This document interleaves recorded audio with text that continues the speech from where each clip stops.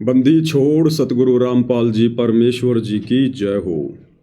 परमपिता परमात्मा सारी सृष्टि के रचनहार कुल मालिक असंख्य ब्रह्मांडों के स्वामी जगत गुरु तीनों लोकों में प्रवेश करके सबका धारण पोषण करने वाले राजाधिराज आत्माधार नाथों के नाथ देवों के देव महादेव सर्वेश्वर महेश्वर मृत्युंजय अजरो अमर आदि अनादि सनातनी प्रभु जगत पिता जगदीश्वर श्री श्री 1008 की उपाधि के वास्तविक अधिकारी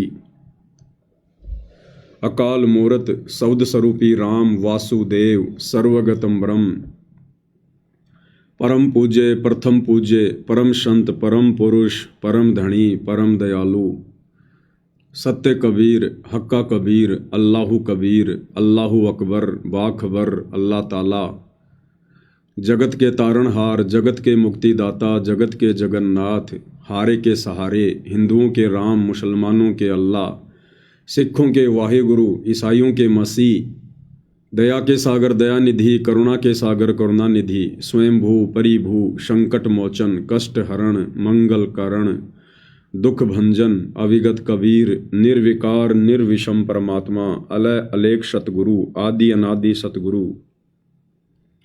असली मर्यादा पुरुषोत्तम असली राम असली कृष्ण असली घनश्याम असली मुरारी राजाओं के राजा महाराजाओं के महाराजा शहंशाहों के शहंशाह सम्राटों के सम्राट भगवानों के भगवान अल्लाहों के अल्लाह प्रभुओं के प्रभु मसीहाओं के मसीह सच्चे वाहिगुरु बाबाओं के बाबा पीरों के पीर सेठों के सेठ जगत सेठ सावड़सा सेठ सर्वगुण संपन्न अनंत कोटि कलाओं के स्वामी अनंत कोटि ब्रह्मांडों के नायक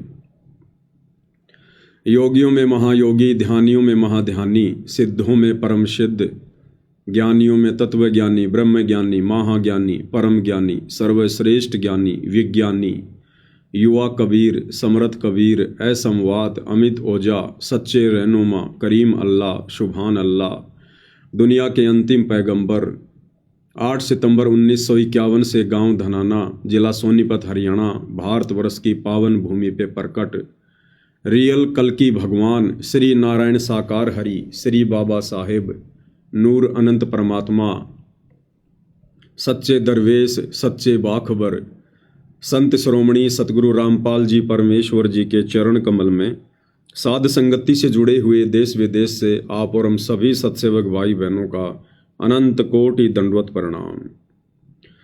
सत्साई भाई और बहनों, बहुत बड़ी दया बहुत बड़ी मेहर पूज्य गुरुदेव भगवान की परमेश्वर रामपाल जी की, जिनके शुभ आशीर्वाद से विशेष आशीर्वाद से साध संगति से जुड़कर हम सभी सत्सेवक भाई बहन अपनी आत्मा के कल्याण के लिए इस सत भक्ति मार्ग पर गुरुदेव भगवान के अमर तत्व ज्ञान को आधार बनाकर दृढ़ता के साथ हर प्रकार से संघर्ष करते हुए आगे की ओर बढ़ रहे हैं। तो पूज्य गुरुदेव भगवान की विशेष रजा विशेष मेहर लाखों की संगत में से हम चंद आत्माओं पर विशेष तौर पर बनी हुई है। ये गुरुदेव भगवान का एक स्पेशल आशीर्वाद है इस कलयुग की बिचली पीढ़ी में, और हमने इस आशीर्वाद को इसी प्रकार से अपने शीश पर बना के रखना है।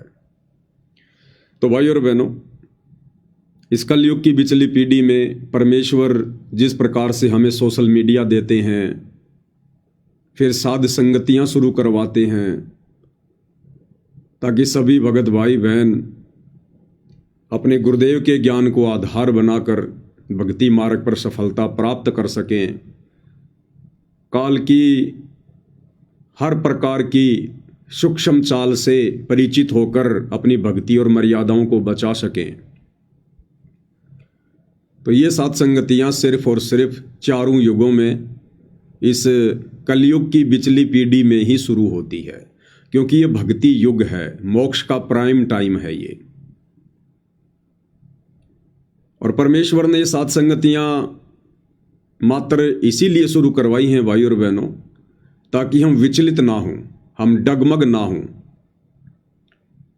हालांकि सात संगतियां शुरू नहीं होनी चाहिए थी, क्योंकि गुरुदेव भगवान ने हमें जो अनमोल ज्ञान दे दिया है, दुनिया से न्यारा, दुनिया से प्यारा, और जिस सरल भाषा में जिस तरीके से गुरुदेव भगवान ने हमें समझा दिया है, उसके बाद हमें साध संगतियों की आवश्यकता नहीं पड़नी थी। लेकिन भाई और बहनों, गुरुदेव भगवान को पता है हम सभी दो कोटि के जीव हैं, हमारी तुच्छ बुद्धि है, विषय विकारों में काल ने हमें उलझा रखा है। हम गुरुदेव भगवान के उन संकेतों को, उन सत्संगों में कही गई गूढ़ बातों को इतनी आसानी से नहीं पकड़ पाएंगे, नहीं समझ पाएंगे, और खुलकर गुरुदेव भगवान कह नहीं पाएंगे, क्योंकि काल के साथ उनका एग्रीमेंट है कि आप ज़बरदस्ती मत करना। जो आपके ज्ञान को समझे आप उन्हीं को सतलोक लेकर जाना। तो गुरुदेव भगवान ने खुलकर अपने विषय में ज़्यादा कुछ बताया नहीं, संकेतों में कहकर या लिखकर पुस्तकों में छोड़ दिया। तो गुरुदेव भगवान को पता है कि हम सभी दो कोटि के जीव हैं और हमारी इतनी औकात नहीं है कि उस परमेश्वर के संकेतों को हम पकड़ सकें। ये चारों वेद भाई और बहनों, ये परमेश्वर का ज्ञान है। गीता जी का ज्ञान भी कबीर भगवान का ही ज्ञान है। ये सत्सेवक भाई बहनों को तो धीरे धीरे सब समझ में आ रहा है। तो सोचिए भाई और बहनों, ये संस्कृत के प्रकांड ज्ञाता विद्वान मनु जैसे, वेद व्यास जैसे, वशिष्ठ और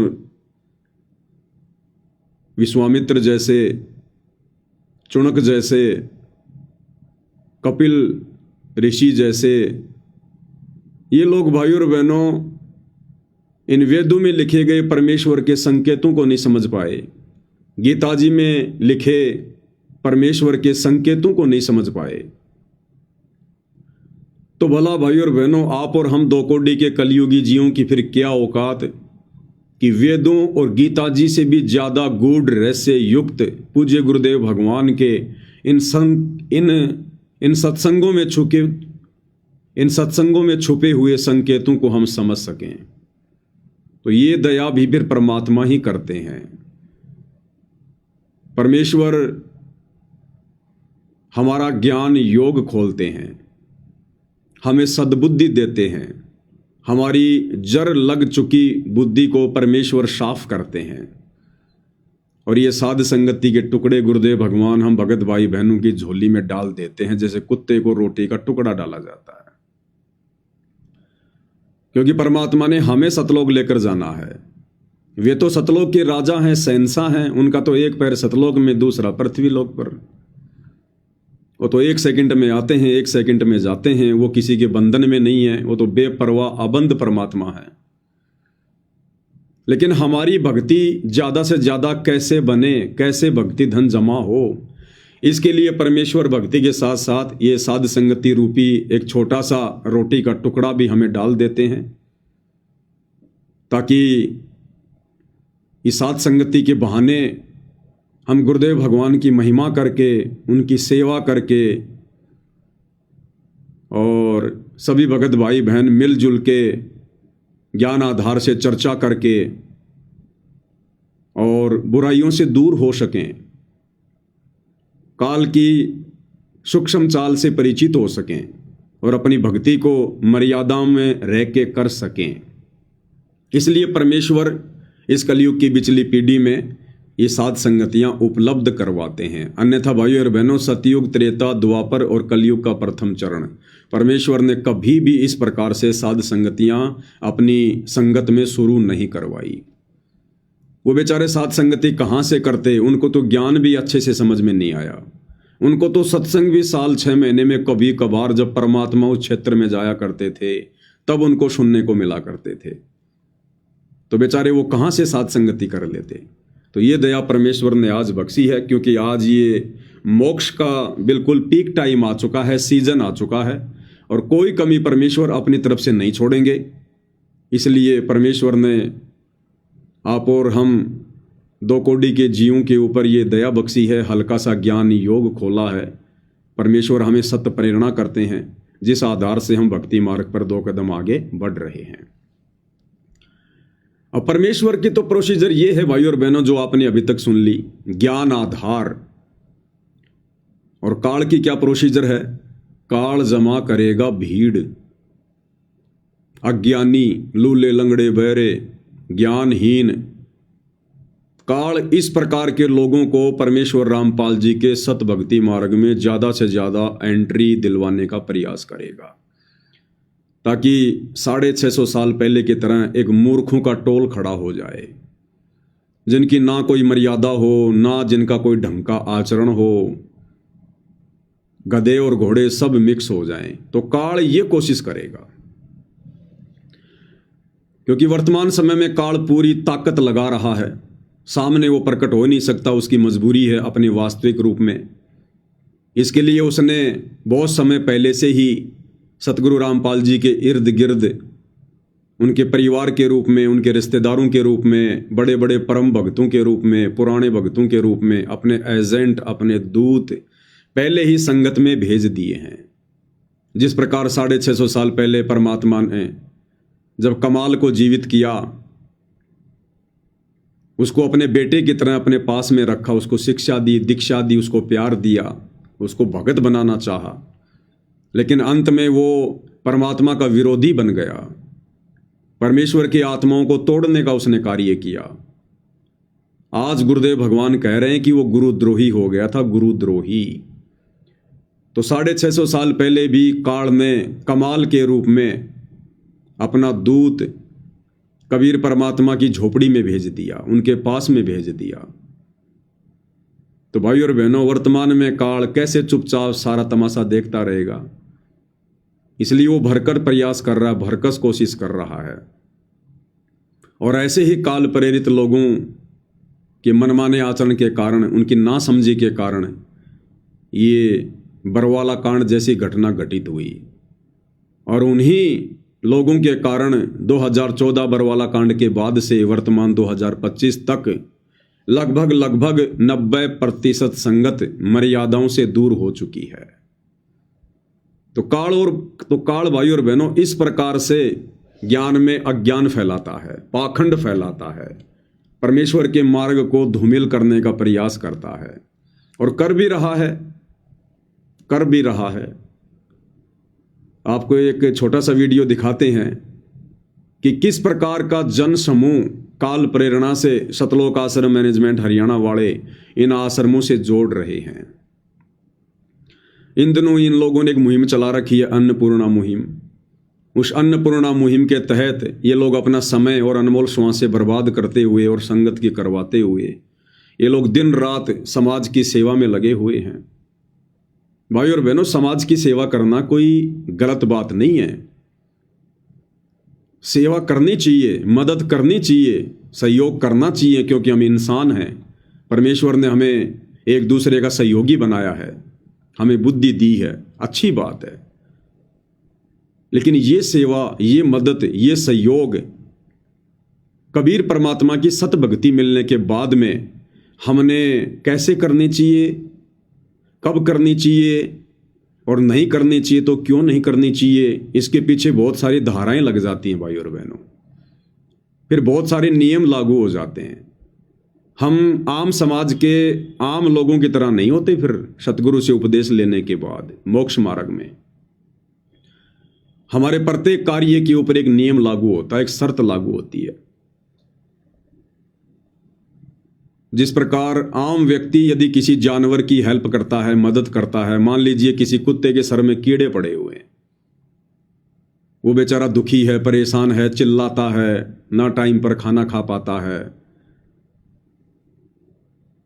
अब जगत वाले लोगों में भी दया होती है। आजकल आप सोशल मीडिया पर देख रहे हैं कैसे कैसे लोग मुहिम चलाते हैं। उन्होंने अपने पेज बना रखे हैं, चैनल बना रखे हैं, और वो दिखाते हैं कि किस प्रकार से वो एक ऐसा कुत्ता पकड़ के लाए जिसके सर में कीड़े पड़े हुए हैं, खुजली लगी हुई है। वो उस कुत्ते को वहां से उठाकर लेकर आएंगे, अपने घर पर लाएंगे, वहां पर उसका ट्रीटमेंट करेंगे, उसको नहलाएंगे, इंजेक्शन लगाएंगे, दवाई वगैरह छिड़केंगे, और महीने 20 दिन में जब वो कुत्ता स्वस्थ हो जाता है उसके बाद फिर उसको वापस छोड़ देंगे। तो भाई और बहनों, जो जगत वाले लोग हैं, देखो एक होता है भगत, एक होता है जगत। अब बहुत सारे लोग तो ये भी नहीं समझते कि भगत और जगत क्या होता है।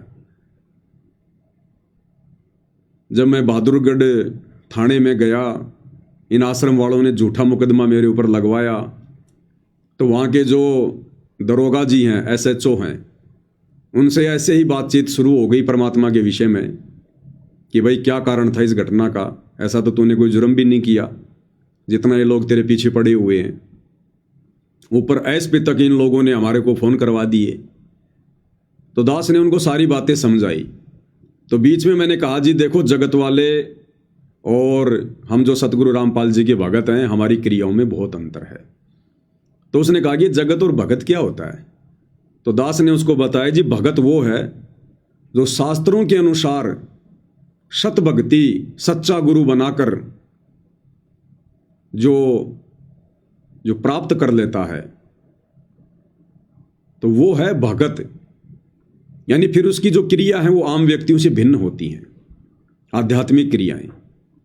और जगत वो है जिनको अभी भक्ति का पता ही नहीं है। भक्ति तो कर रहे हैं वो, लेकिन वो शास्त्रों के विरुद्ध भक्ति कर रहे हैं। तो फिर उसको पूरा डिफाइन किया, उसको बताया कि इस प्रकार से ये डिफरेंट होता है जगत में और भगत में। तो ये जगत वाले लोग भाई और बहनों जिस प्रकार से जानवरों की मदद करते हैं, अन्य किसी की मदद करते हैं, अब उस व्यक्ति ने जिस कुत्ते की मदद की, उसको स्वस्थ किया, वो जगत के हिसाब से बहुत नेक कार्य है, बहुत अच्छा कार्य है। और जब कभी उस व्यक्ति की मृत्यु होगी तो अगले किसी जन्म में, क्योंकि सतभक्ति उसके पास है नहीं, और जब किसी जन्म में वो 84 लाख योनियों में जाएगा और किसी मनुष्य जन्म में किए गए शास्त्र विरुद्ध कर्मों के कारण जब उसको किसी जानवर की योनि मिलेगी, गधे की या कुत्ते की या सूअर की, और जब उसके ऊपर भी ऐसी कोई आपत्ति आएगी, कोई जख्म होगा, कोई कीड़े पड़ेंगे, उसकी कोई कमर टूटेगी, कोई जो है उसकी वो टांग टूटेगी, तो उस समय परमात्मा उसकी भी मदद अवश्य किसी न किसी आत्मा को निमित्त बनाकर जरूर करवा देगा, क्योंकि उसने भी मनुष्य जन्म में जानवरों की मदद की थी तकलीफों में। तो वो उनका अदला बदला पूरा। ये जगत का सिस्टम है, ये इसी प्रकार से चलता रहता है। एक लेवा एक देवा दूतम, कोई किसी का पिता निपुत्तम, ऋण संबंध जुड़े सब नाता, अंत समय सब 12 बाटा। लेकिन भाई और बहनों, यही कार्य यदि कोई भगत करे, परमेश्वर रामपाल जी से उपदेश लेकर करे, तो भाई और बहनों हमारे लिए ये उल्टा सिस्टम फिट हो जाएगा। उल्टा सिस्टम, क्योंकि हमारे ऊपर मर्यादा और नियम लागू हैं। अब हम PhD कर रहे हैं, हम जगत वाले नहीं हैं, हम भगत हैं। हमें परमात्मा ने कर्म और धर्म की जानकारी बता दी कि किस प्रकार से ये जीव काल के षड्यंत्र में फंसा हुआ है, कर्मों के बंधन में बंधा हुआ है। और यदि हमने किसी के कर्मों में फेर बदल करने की कुचेष्टा की, तो हम केवल अपनी भक्ति को गंवाएंगे, केवल अपनी भक्ति को। जिस प्रकार राजा जनक ने उन 12 करोड़ आत्माओं की चीख सुनकर, उनके दर्द को सुनकर, और उसने वहीं पर विमान रुकवा दिया। कहानी का आप सबको पता है। फिर धर्मराय आया, उसने कहा कि आप चलिए, आपके लिए स्वर्ग में स्थान है। ये लोग तो अपना कर्म भोग रहे हैं जो नरक में सड़ रहे हैं। तो राजा जनक ने कहा कि नहीं, आप इनको बाहर निकालो। बोला ऐसे नहीं निकालेंगे, आप अपने पुण्य संकल्प कर दो। तो राजा जनक ने भावनाओं में बहकर अपने आधे जो है वो पुण्य संकल्प कर दिए। धर्मराय ने तुरंत सबको वहां से निकाल दिया। इनका तो ऑटोमेटिक सिस्टम है, ऑटोमेटिक। और फिर क्या बताया गुरुदेव ने कि राजा जनक को काल ने ठग लिया, उसके आधे पुण्य नष्ट करवा दिए, और उन आत्माओं को अपना कर्म फिर भी भोगना पड़ेगा। जब तक राजा जनक के पुण्य उन 12 करोड़ आत्माओं के हिस्से में गए जो उस समय नरक भोग रही थी, उसी अनुपात में कोई 1 साल स्वर्ग में रहेगा, कोई 2 साल, कोई 10 साल। और जैसे राजा जनक के द्वारा संकल्प किए गए पुण्य समाप्त होंगे, उन आत्माओं को दिए गए, उसके बाद तुरंत उन 12 करोड़ आत्माओं को फिर से नरक में डाला जाएगा, क्योंकि उनको तो अपना कर्म भोगना ही पड़ेगा। लेकिन काल ने राजा जनक को ठग लिया। तो ठीक इसी प्रकार भाई और बहनों, हम भी भगत हैं, और भगत के ऊपर नियम लागू है स्पेशल। यदि हमने भी इस प्रकार से व्यर्थ की भावनाओं में बहकर अगर किसी जानवर के सर में कीड़े पड़ रहे हैं, किसी की टांग टूटी हुई है, और हमने व्यर्थ की दया दिखाकर यदि उसको अपने घर पर लाकर या जैसे भी हमने उसका ट्रीटमेंट करना शुरू कर दिया, तो भाई और बहनों ये काल क्या करेगा पता है? ये काल क्या करेगा? क्योंकि वो कुत्ता, वो गधा, वो सूअर अपना कर्म भोग रहा है और हमने व्यर्थ की दया दिखाकर उसके कर्मों में हस्तक्षेप कर दिया।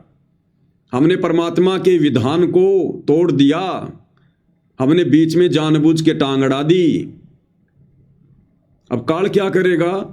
हमारे द्वारा, क्योंकि हमने भावनाओं में बहकर उस कुत्ते की दवा लगाई, इंजेक्शन लगाया, उसके कीड़े साफ की, उसको स्वस्थ कर दिया। अब वो कुत्ता तो दौड़ जाएगा, वो तो ठीक हो गया, तुमने छोड़ दिया उसको। 4 दिन बाद में कहीं गाड़ी की टक्कर लगेगी, फिर से टांग टूटेगी, एक्सीडेंट होगा, या अगले जन्म में अपना वो कर्म फिर से भोगेगा जो बच गया हमारी उस मदद के कारण। अब काल उस कुत्ते को स्वस्थ कर देगा उस कर्म से, जो कर्म वो भोग रहा था अपना, इस जन्म में उसको फारिग कर देगा उस कर्म से। हमारे पुण्यों के आधार से हमारी भक्ति जाएगी। हम जो भक्ति कर रहे हैं ना, हमारी भक्ति माइनस होगी, क्योंकि हमने व्यर्थ की दया दिखाई है, फालतू की दया। अपना कर्म भोग रहे उस जीव के उस कर्म में हमने जानबूझ के हस्तक्षेप किया है, जानबूझ के। इसलिए परमात्मा कहते हैं कि भक्ति मार्ग में जो भी कर्म करो अपने गुरु की आज्ञा लेकर करो, और गुरु से आज्ञा लेने की आवश्यकता नहीं है। गुरु ने ऑलरेडी आज्ञा दे रखी है, नियम बता रखे हैं, मर्यादा बता रखी है कि भगत ने क्या कर्म जो है करने चाहिए, क्या कर्म नहीं करने चाहिए। भैया ये तो नरक लोक है, पृथ्वी लोक है, 21 ब्रह्मांड काल का लोक है, यहाँ सब अपने कर्म भोग रहे हैं। ये तो सजा का केंद्र है, ये तो सजा का केंद्र है। अरे ब्रह्मा विष्णु महेश भी समझदार। जब वो 12 वर्ष का बच्चा जिसकी आयु समाप्त हो चुकी थी, और जब तीनों देवता धर्मराज के पास गए उसकी आयु बढ़वाने के लिए, तो धर्मराज ने क्या कहा कि भैया मैं इसकी आयु बढ़ा दूंगा, तुम तीनों में से कोई भी अपनी उम्र इसको दे दो। तीनों ने हाथ खड़े कर दिया कि हम अपनी उम्र नहीं देंगे भाई। तो इसी प्रकार भाई और बहनों, हमने ये व्यर्थ की दया नहीं दिखानी है।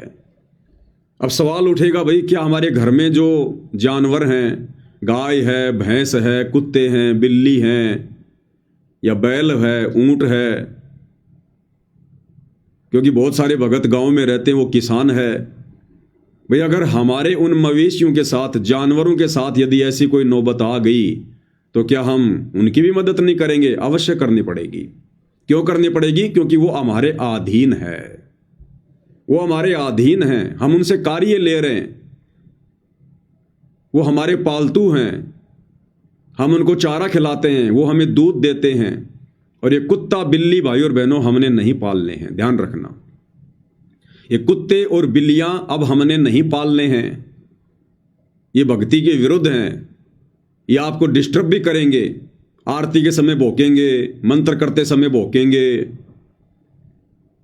और वैसे भी ये मांसाहारी जानवरों की श्रेणी में आते हैं। कुत्ते और बिल्ली ये मांसाहारी जानवर हैं। भले कोई शाकाहारी जानवर है, हमने खाली शौक किया उसको नहीं पालना है, हमने उसको शौकिया नहीं पालना है। कल को आप सत्संगों में जाओगे, उसको कहां छोड़ के जाओगे? और वो आपको फायदा क्या दे रहा है? आप ये सोचोगे साहब मैंने कुत्ता इसलिए पाला, ये मेरी रखवाली करेगा, तो फिर भगवान क्या करेगा? अरे आप जो भक्ति कर रहे हो, फिर भगवान क्या करेगा? गुरु जी कह रहे हैं कि परमात्मा रखवाली करेगा भक्तों की, जो भक्ति करेगा, मर्यादा में रहेगा। कुत्ते रखवाली करेंगे क्या हमारी? जब हम ये सतभक्ति करेंगे तो गुरुदेव भगवान कहते हैं कि ब्रह्मा विष्णु महेश भी तुम्हारे सिक्योरिटी गार्ड बन के रहेंगे। Security guard. बताओ भाई और बहनों, फिर हमने ये जानवर पालने की क्या आवश्यकता पड़ गई? फिर हमने जानवर पालने की क्या आवश्यकता पड़ गई? जब कबीर भगवान सतगुरु रामपाल जी के बच्चों की सेवा में जो मर्यादा में रहकर भक्ति करेंगे, परमात्मा देवी देवताओं की ड्यूटी लगाते हैं, देवी देवताओं की, कि कोई भी काल की जो नकारात्मक शक्तियां हैं, कोई भूत है, प्रेत है, बेताल है, ये भक्तों को दुखी ना कर दें, परेशान ना कर दें। परमात्मा स्पेशल ड्यूटी लगाता है अपने भक्तों के दरवाजे पर, इन देवी देवताओं की। फिर हमने कुत्ते पालने की क्या आवश्यकता भाई, बिल्ली पालने की क्या आवश्यकता? बिल्ली का कौन सा दूध निकालोगे तुम? बिल्ली कौन सा तुम्हारे घर की रखवाली करेगी? वो तोता कौन सा दूध देगा भाई? तो ये शौकियां हैं, और हमने अब ये शौक अपने पूरे नहीं करने, हम अपने शौक शतलोक में पूरे करेंगे सारे। तो भक्तों ने कुत्ते बिल्ली या ये जो पक्षी वगैरह होते हैं ये बिल्कुल भी नहीं पालने चाहिए भाई और बहनों। जिन्होंने पाल रखे हैं अब छोड़ते समय बड़ा दर्द होगा, क्योंकि उनमें मोह ममता जागृत हो गई, अपनत्व जागृत हो गया। तो यदि किसी ने पाल रखा है तो हमने ऐसे उसको छोड़ना भी नहीं है, वरना उसका भी फिर हमें पाप लगेगा, क्योंकि वो बेचारा आपके अधीन हो चुका है।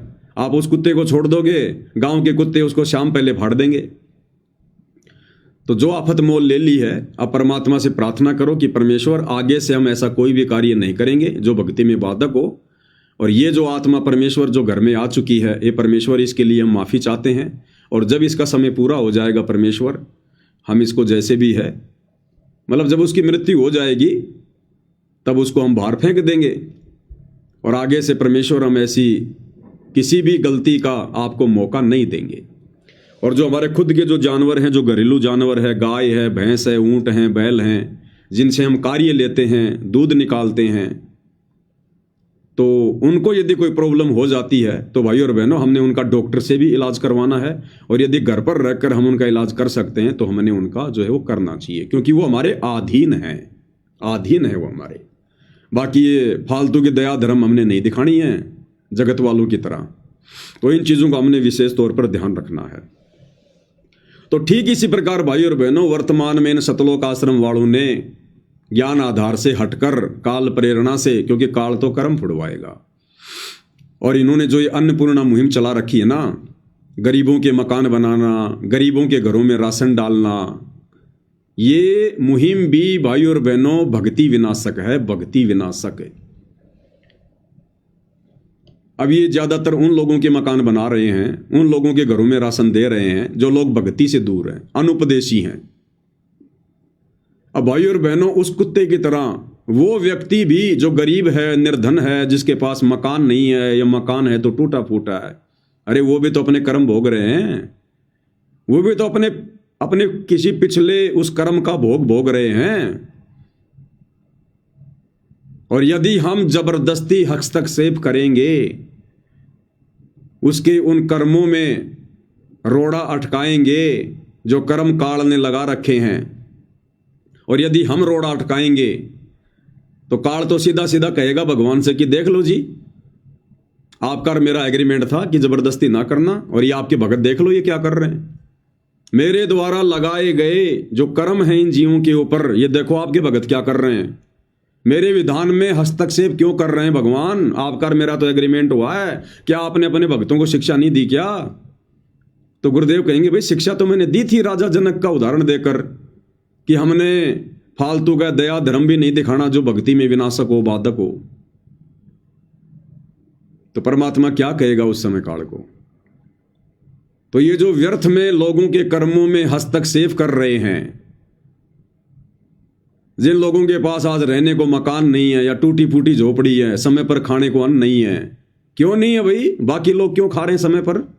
हम भक्तों को क्यों मिल रहा है समय पर और उनको क्यों नहीं मिल रहा? वो भी तो इंसान है। उन्होंने किसी जन्म में लोगों के मुंह से निवाला छीना था, वो लोगों को दुखी किया करते थे, परेशान किया करते थे, बेवजह लोगों के साथ मारपीट किया करते थे,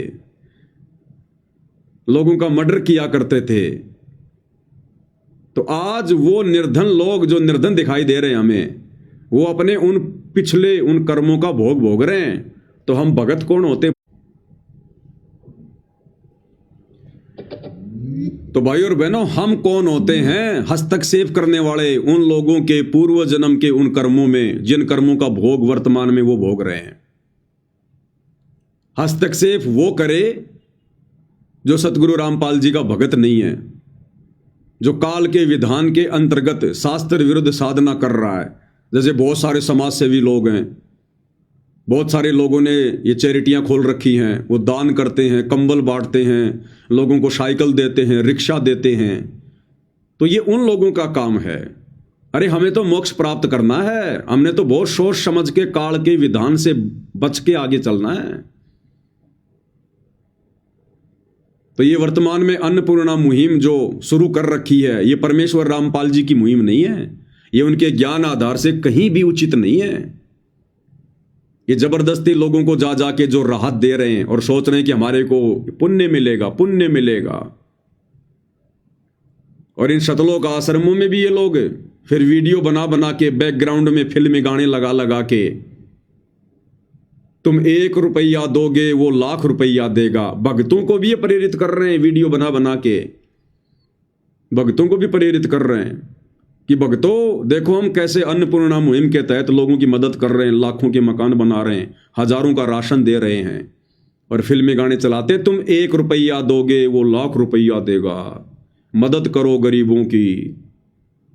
संगत को भी लपेटे में ले रहे हैं ये लोग इस अन्नपूर्णा मुहिम के तहत। भाई और बहनों, ये भक्ति मार्ग है। इसलिए गुरुदेव कहते हैं, काल कसाई तक तक मारे पग पग पे यो बाणा। ये ऐसी सूक्ष्म चाल चलता है, भगत समझ ही नहीं पाता। भगत सोचता हम तो उनकी भलाई कर रहे हैं। भैया ये काल का लोक है, यहाँ कहाँ भलाई करनी है। हम पहले अपनी भलाई तो करवा लें, भक्ति करके यहाँ से बाहर निकल जाएं, उसी में हमारी भलाई है। सबसे बड़ी भलाई ये है कि हम अपना आत्म कल्याण करवा लें। खुद तो मर्यादा में हो नहीं, दूसरों की भलाई का ठेका ले रहे हो। तो भाई और बहनों, हमने इस प्रकार की व्यर्थ की किसी की मदद, किसी का सहयोग नहीं करना है। या सब अपने कर्मों को भोग रहे हैं और हमने यदि बीच में टांग अड़ा दी तो ये काल फिर हमारी भक्ति नष्ट करवाएगा। हमारे पुण्यों से, हमारी भक्ति कमाई से उस आत्मा के खाते में बैलेंस डाला जाएगा और राजा जनक की तरह फिर हम पुण्यहीन होंगे, भक्तिहीन होंगे। इसलिए गुरुदेव भगवान कहते हैं कि भगत ने व्यर्थ की दया धर्म भी नहीं दिखानी है जो भक्ति बाधक है। इसलिए परमात्मा ने ये सत्संगतियां शुरू करवाई है। भाई और बहनों, इस 2 कोड़ी के कुत्ते को परमात्मा प्रेरणा करते हैं। निदास के आसपास भी नहीं होती ये बातें, आसपास भी, ताकि हम बचें, अपनी मर्यादाओं को सुरक्षित रख सकें, भक्ति को सुरक्षित रख सकें। और उसके बाद क्या है फिर ये कहेंगे जी आपका मकान बन गया, आपके घर में राशन भी आ गया, हमने आपके बच्चों की फीस भी भर दी, उनको कॉपी किताब भी दिला दी, उनकी ड्रेस भी सिलवा दी, आपके घर में हमने अलमारी भी ला के रख दी, गैस सिलेंडर भी ला के रख दिया। यानी पूरा का पूरा दहेज हमने आपको दे दिया। अब आप हमारे गुरु जी से नाम कब ले रहे हो? फिर गांव का पानी निकालेंगे। देखो जी गांव वालों, हमने आपके गांव का पानी निकाला।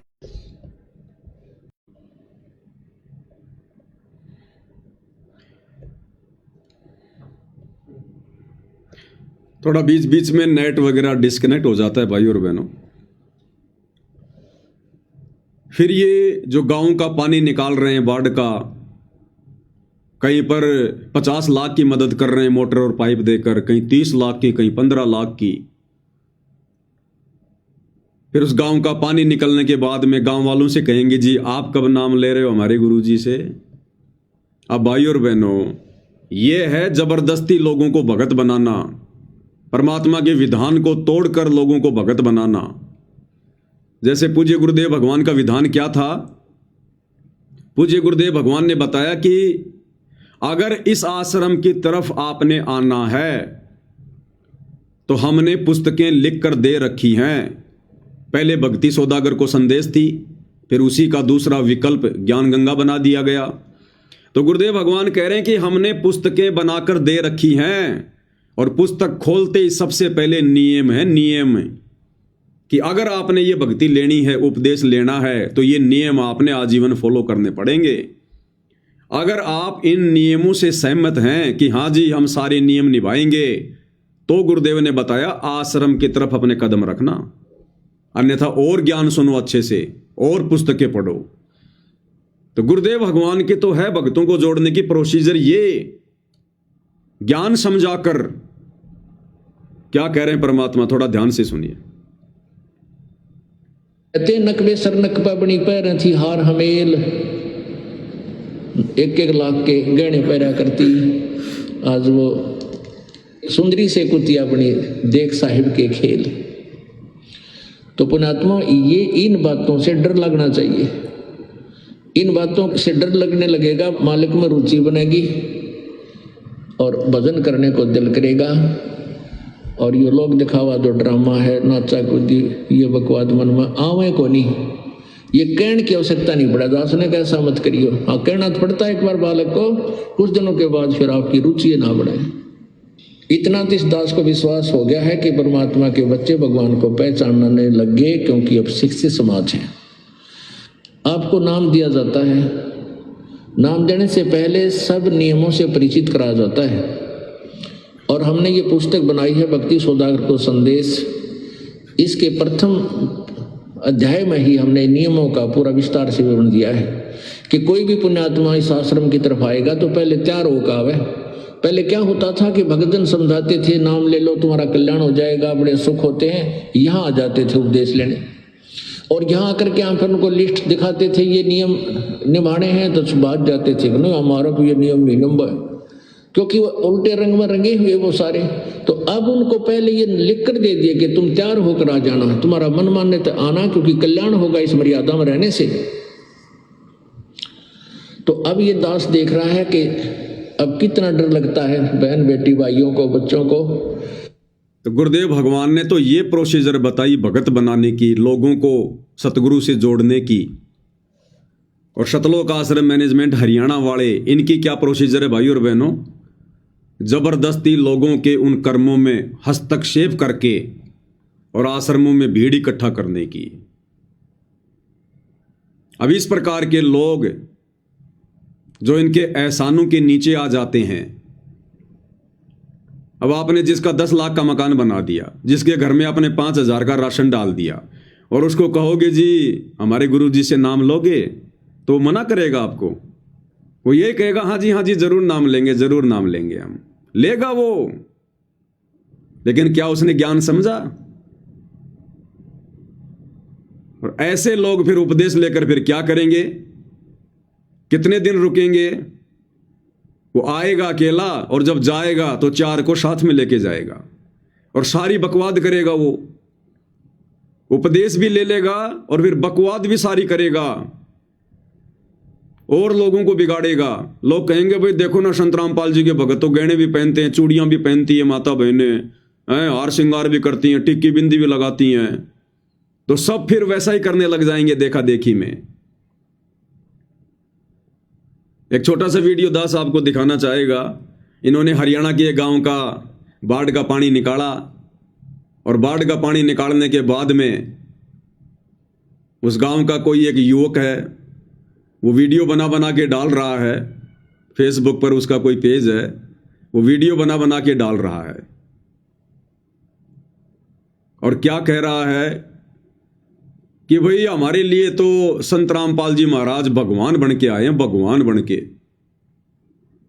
हमारी मदद किसी ने नहीं की, ना मंदिर वालों ने, ना दूसरे बाबाओं ने। संत रामपाल जी ने हमारी मुसीबत में मदद की, हमारे खेत का पानी निकाला, हमारी फसल को बचाया। भाई हमारे लिए तो भगवान आ रहे हैं, भगवान। और लास्ट में जब इंटरव्यू लेने वाले व्यक्ति ने कहा भाई फिर नाम वगैरह लेने की क्या सलाह है, तो कह रहे भाई ना तो मैंने नाम लिया और ना मैं नाम लेंदा, कि ना तो अभी तक मैंने नाम लिया है और ना भाई मैं संत रामपाल जी से नाम लूंगा। और व्यर्थ के उपदेश दे रहा है कि संत रामपाल जी भगवान आए हुए हैं, भगवान आए हुए हैं। पहले आप उनका ये वीडियो सुनिए भाई और बहनों। भाई संत साहेब रामपाल जी महाराज संत साहेब भगवान है भाई। मारा नाम का दोष है, कोई गुंडा को से कोई आतंकवादी को, हमने से गुंडा इसा आतंकवादी की जरूरत है ना, कि हमने से देशभक्त हैं जो हमारा काम में नहीं आवा। जितनी गुंडा बताओ हो, जितनी तम देशद्रोही बताओ हो, वही हमारा नाम का हकीकत में इस टाइम भगवान है। श्रम ने उसा देशद्रोही था शिक्षा लेनी सी रामपाल जी महाराज था। जितनी काम करना जरा पानी चढ़े 20-20 लाख 25-25-30 लाख का सामान दिया, 55 मोटर 30,000 फुट पाइप देने का काम करे तो 100 रामपाल है और श्रम आनी चाहिए उन मंदिर वाले पुजारिया ना।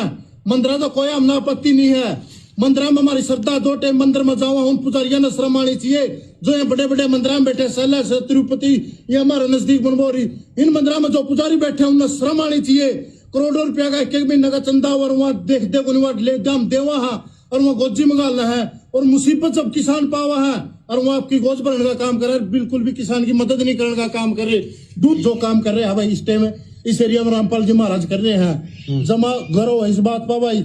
हमने शर्मिंदगी भी महसूस हुआ, हमें गाड़ी दिया करते हैं राज मारे काम आया। नाम नूम लेने की सलाह कर ली गई? बिल्कुल भी नहीं, नाम ना लिया ना लेंदा। अच्छा, नाम नूम लेने की सलाह कर ली गई? बिल्कुल भी नहीं, नाम ना लिया ना लेंदा। अच्छा, नाम नूम लेने की सलाह कर ली गई? बिल्कुल भी नहीं, नाम ना लिया ना लेंदा। अच्छा, जो अच्छा करेगा उसका प्रचार कराएंगे, उसका गला खड़े होवांगे। अब बताओ भाई और बहनों, कह रहा है ना तो नाम लिया और ना मैं नाम लेंदा, यानी ना मैं नाम लूंगा, जो अच्छा काम करेगा हम तो उसका प्रचार करेंगे। तो इस प्रकार के भगत ये काल सतलोक आश्रम वालों के माध्यम से जोड़ना चाहता है, जिनको ना कोई ज्ञान ना कोई मर्यादाओं की जानकारी, केवल अपने स्वार्थ के लिए संत रामपाल जी को कह रहे हैं कि भगवान आया हुआ है, भगवान आया हुआ है। अरे भाई, आज तक 30 साल हो गए, संत रामपाल जी के 90% भगत ही नहीं जान पाए, नहीं पहचान पाए कि संत रामपाल जी भगवान आए हुए हैं। इस भाई को कैसे एक ही दिन में पता चल गया कि संत रामपाल जी भगवान आए हुए हैं? तो ये ज्ञान नहीं बोल रहा, ये इस गांव का स्वार्थ बोल रहा है।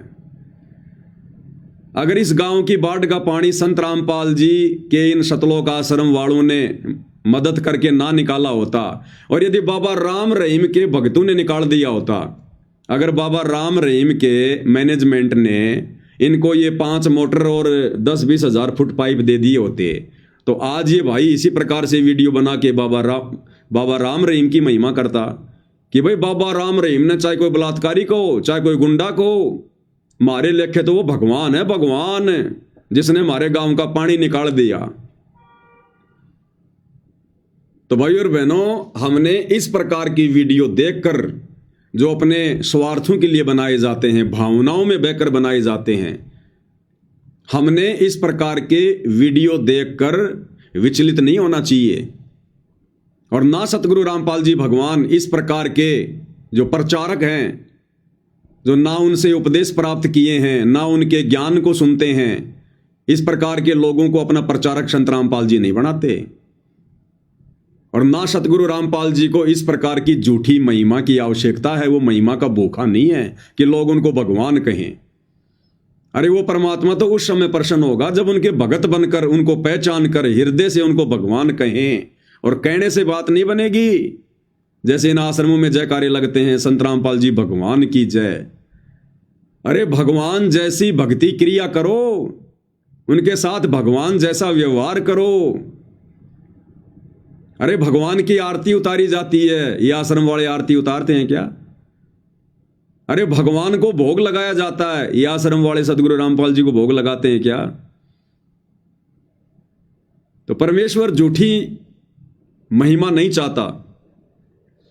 तो ये इस प्रकार की भीड़, ये काल बली इन आश्रम वालों के माध्यम से इन आश्रमों में इकट्ठा करना चाहता है, इकट्ठा। अरे परमात्मा तो भीड़ की छटनी कर रहे हैं और ये जबरदस्ती भीड़ लेके आ रहे हैं। अरे इस प्रकार के भगत नहीं चाहिए गुरुदेव को।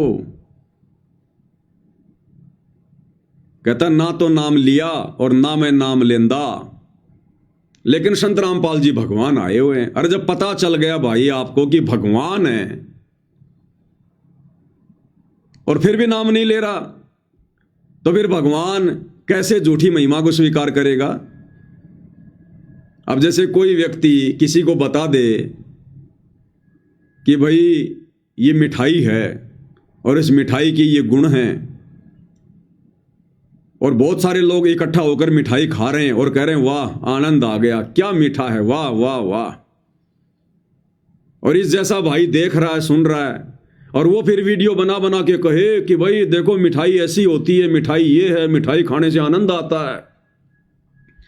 और इंटरव्यू लेने वाला कहे कि भाई फिर आपके क्या विचार है मिठाई खाने को लेकर? और फिर ये भाई कहे कि ना तो मैंने मिठाई खाई और ना मैं मिठाई खांदा, लेकिन लोग अगर खा रहे हैं तो मैं तो प्रचार करूंगा। अरे क्या फायदा भाई, फिर तूने मिठाई खाई नहीं, तू मिठाई के टेस्ट को जानता नहीं और कह रहा ना मैंने खाई ना मैं खाऊंगा, और फिर भी मिठाई का प्रचार कर रहा है। तो ये क्या है भाई और बहनों? या तो मूर्खता या फिर सवारत है, या तो मूर्खता या फिर सवारत है। मूर्खता तो ये हो गई कि जब मिठाई में इतने अच्छे गुण हैं तो फिर मिठाई को ना खाना फिर मूर्खता है, और प्रचार अगर फिर भी वो प्रचार करता है तो फिर ये सवारत है, शवारत है। क्योंकि फिर वो मिठाई बनाने वाली कंपनी उस व्यक्ति को कुछ न कुछ मदद कर रही है, जिस कारण से वो मिठाई ना खाकर भी उसका प्रचार कर रहा है। तो भाई और बहनों, सतगुरु रामपाल जी भगवान ने इस प्रकार के प्रचारकों की आवश्यकता नहीं है जिस प्रकार के प्रचारक ये सतलोक आश्रम वाले जबरदस्ती तैयार कर रहे हैं। तो हम सत्सेवक भाई बहनों ने इस प्रकार की वीडियो देखकर, और हमने उनके वीडियो को आगे शेयर नहीं करना चाहिए कि लो जी ये तो गुरु जी को भगवान कह रहा है, बहुत अच्छी बात है, करो वीडियो शेयर।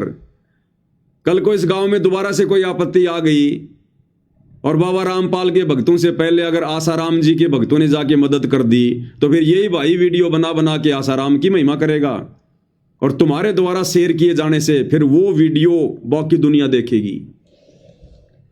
तो हमने किसी के भी वीडियो पर, दास बहुत पहले ये जानकारी आपको दे चुका है, 1-1.5 साल पहले, कि जगत वालों के चाहे कितने अच्छे वीडियो हों, कितनी अच्छी बातें हों, हमने उनके वीडियो को ना तो लाइक करना है ना हमने शेयर करना है। लाइक और शेयर बिल्कुल भी नहीं करना हमने, क्योंकि एक बात वो अच्छी बोलेगा और फिर वो 10 बात वो फालतू की उसमें जो है वो डालेगा, 10 बात फिर वो फालतू की जो है वो डालेगा। तो उसकी फालतू की बातें भी फिर हमारे शेयर करने से ज़्यादा प्रचारित होती हैं, वहाँ फिर हम दोषी बनते हैं। तो हम भगत भाई बहनों ने इस प्रकार से भी बहुत सावधानी बरतनी है, बहुत सावधानी बरतनी है हमने, भावनाओं में नहीं बहना हमने बिल्कुल भी। तो इस प्रकार के प्रचारकों की सतगुरु रामपाल जी को कोई आवश्यकता नहीं है। जिस प्रकार के प्रचारक ये सतलोक आश्रम वाले भाई बंधु व्यर्थ में इकट्ठा कर रहे हैं, जमा कर रहे हैं, क्योंकि अभी तक तो सतगुरु रामपाल जी को परमात्मा उनके भक्तों ने नहीं माना, इन आश्रम वालों ने नहीं माना। जुबान से तो वो भी संत रामपाल जी को कबीर जी कह रहे हैं, भगवान कह रहे हैं, जुबान से ये भाई कह रहा है, और जब बात आई नाम दीक्षा लेने की तो मना कर दिया कि ना तो लिया और ना लूंगा। तो ऐसे ही महिमा तो संत रामपाल जी को भगवान कह कह के ये आश्रम वाले भी कर रहे हैं, लेकिन जब बात आती है उनको भगवान मानने की, जब आता है जून का महीना, उस समय संत रामपाल जी को कोई भगवान नहीं मानता। फिर वो दाढ़ी मूछ वाला नकली कबीर, उसको उसकी फोटो के आगे भोग लगाएंगे, उसको परमात्मा कहेंगे। एक छोटा सा वीडियो आपको दिखाता हूं जो ये आश्रम वाले बनाते रहते हैं। अब आजकल क्या हो गया भाई बहनों, साथ संगति के वीडियो इतने ज़्यादा फैल गए सोशल मीडिया पर। अब दास मार्केट में भी कहीं जाता है ना, तो वो लोग भी दास की शक्ल देखकर ये कहते हैं कि भाई साहब आप तो फेसबुक पर वीडियो बनाते हो ही हो ना। अब दास जिस राशन की दुकान से हमेशा राशन लेकर आता है वो बहुत दूर है, और मैं उनसे कोई बात नहीं करता। दास तो गाड़ी में बैठा रहता है, वो राशन वगैरह तैयार कर देते हैं, घर वाले लिस्ट दे देते हैं और पीछे डिग्गी खोल के वो गाड़ी में डाल देते हैं, पैसे ऑनलाइन कर देते हैं, दास घर पे आ जाता है। उनसे कोई बातचीत नहीं किसी प्रकार की। अब आज दास राशन लेने गया, अब राशन लेने गया तो उसका लड़का, दुकान वाले का लड़का, उसने आटा वगैरह पीसा, कट्टे में डाला, और फिर मेरे ऊपर उसकी नज़र गई। दास गाड़ी में बैठा हुआ था, शीशे के अंदर से उसकी नज़र गई। थोड़ी देर तो उसने सोचा, विचार किया, फिर वो दास के पास आया, वो आटा डालने के लिए डिग्गी में जब आटा डालने आया तो दास ने जब पीछे मुड़ के देखा तो उसने कहा कि भाई साहब आप तो फेसबुक पे लाइव आते हो ना, आप तो वीडियो बनाते हो ना फेसबुक पर, मैंने आपको पहचान लिया। तो मैंने कहा हाँ भाई बनाता तो हूँ। अरे भाई साहब, तो मैंने कहा कि आप मेरे नहीं, आप संत रामपाल जी के सत्संग सुनो। तो उसने कहा कि हाँ उनके भी सुनता हूँ, लेकिन आपके वीडियो, बोलो कल तो मैं पूरा दोपहर आपके वीडियो देख रहा था, आप ही के वीडियो देख रहा था मैं। तो मैं कहा चलो वो भी देख लिया करो, लेकिन संत रामपाल जी के सत्संग सुनो, ज्ञान आपको वहां से मिलेगा। फिर और कई बातें बताने लग गया, आपने ये बात बताई, आपने ये बात कही, मुझे बहुत अच्छी लगी। तो दास ने कहा कि चलो कोई बात नहीं, आपने राशन रख दिया? बोला रख दिया। तो मैंने कहा ठीक है, गुरु जी के सत्संग सुना करो ज्यादा। फिर उसने डिग्गी बंद कर दी, दास घर पे आ गया। तो कहने का मतलब भाई और बहनों, अब सात संगति की वीडियो ज्यादा से ज्यादा फैल रहे हैं,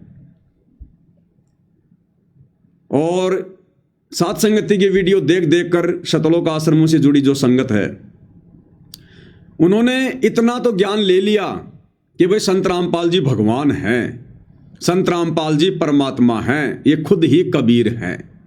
इतना तो बार बार सात संगति की वीडियो देखने से इन आश्रम वाले भाइयों को समझ में आ गई, लेकिन ये दिल से परमात्मा मान नहीं पा रहे, स्वीकार नहीं कर पा रहे। जब बात आती है उनको भगवान मानने की, एक होता है कहना, एक होता है मानना, लेकिन जब बात आती है संत रामपाल जी को भगवान मानने की, साक्षात कबीर मानने की, उस समय ये फेल हो जाते हैं। क्योंकि परमात्मा कहते हैं नकल में भी अकल चाहिए, नकल में भी अकल चाहिए। अभी मान क्यों नहीं पा रहे संत रामपाल जी को भगवान? अब भाई और बहनों, मानने के लिए पिछले मजबूत भक्ति संस्कार चाहिए। देखो, ज्ञान से तो केवल जानकारी होती है, दास के वीडियो से तो केवल जानकारी मिलेगी, लेकिन संत रामपाल जी को कबीर भगवान के रूप में हृदय से मानना, स्वीकार करना, ये भाई जब तक पिछले जन्म के भक्ति संस्कार दृढ़ नहीं होंगे, मजबूत नहीं होंगे, तब तक नहीं हो सकता ये, चाहे कोई कितनी कोशिश कर ले, कितनी कोशिश कर ले।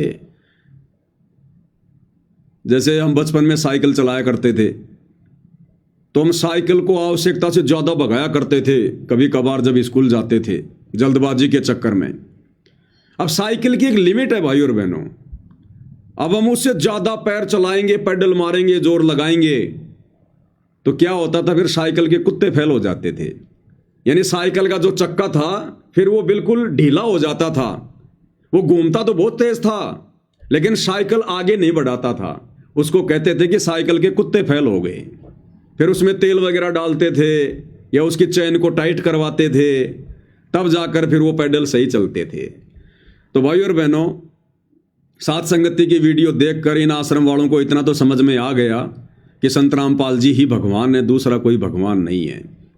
और आजकल ये लोग भी सात संगत वाले भाई बहनों की तरह संत रामपाल जी के आगे महाराज शब्द ना कहकर भगवान कहने लग गए।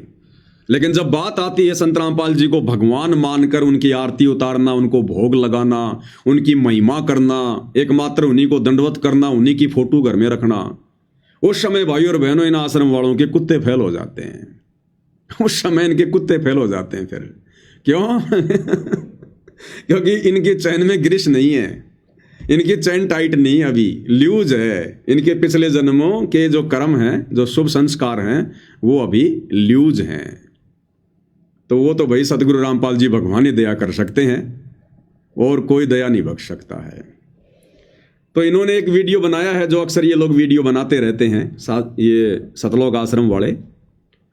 तो इन्होंने आश्रमों में खड़े होकर एक वीडियो बनाया है, कबीर सागर के बोध सागर का हवाला दिया है कि सतगुरु रामपाल जी कौन है। तो आपको दिखा देते हैं इनका एक छोटा सा वीडियो। खुद बताया है, आप देख सकते हैं सर। हमरो उनको एक शरीरा, जाको सुनियो नाम कबीरा। 628 वर्ष पूर्व कबीर साहब ने अपने शिष्य को पहले ही बता दिया था उस संत के विषय में। हमरो उनको एक शरीरा, जाको सुनियो नाम कबीरा। परमात्मा कबीर साहिब जी और संत रामपाल जी महाराज में कोई अंतर नहीं है, और उनका नाम कबीर होगा। संत रामपाल जी महाराज को 1997 में परम अक्षर ब्रह्म कबीर साहिब जी आकर मिले थे, और उस वीडियो के अंदर वही चीज दर्शाई गई है। हमरा उनका एक शरीरा, जाको सुनियो नाम कबीरा।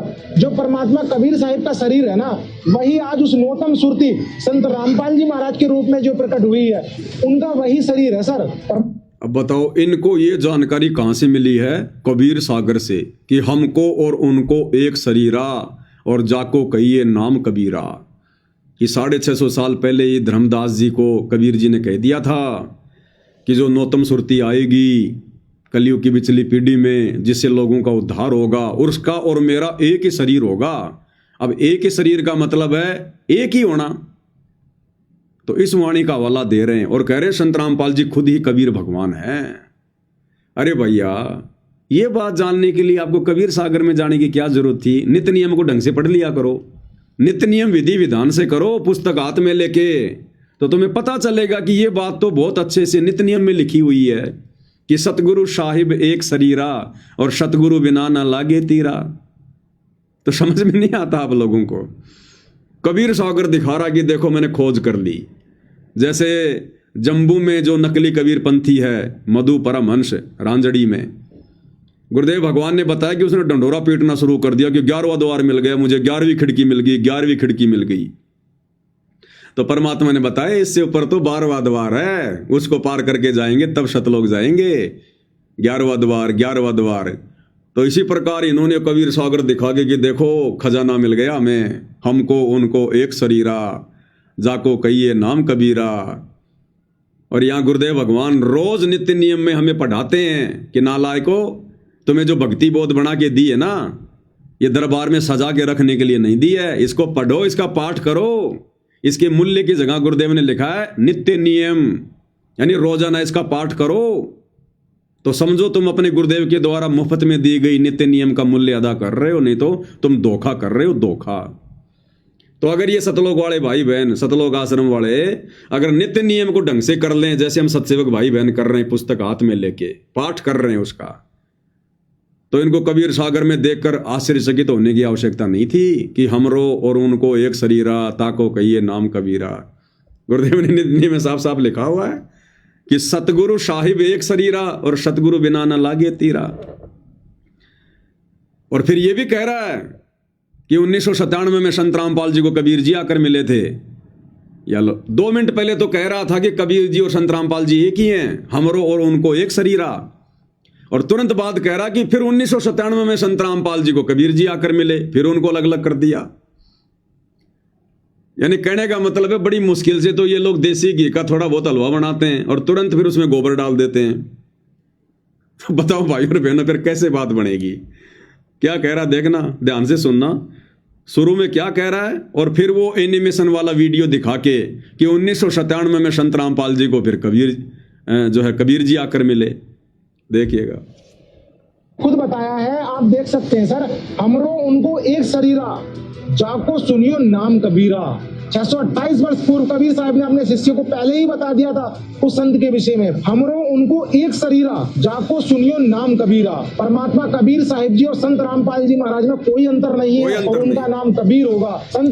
कोई अंतर नहीं है और उनका नाम कबीर होगा। यानी संत रामपाल जी में और कबीर जी में कोई अंतर नहीं होगा और उनका नाम क्या होगा? कबीर। यानी संत रामपाल जी के नाम को भी इन्होंने ये कह दिया कि उसका नाम क्या होगा? कबीर। और अब आगे अलवे का गोबर करेंगे कि 1997 में संत रामपाल जी को फिर कबीर जी आकर मिले।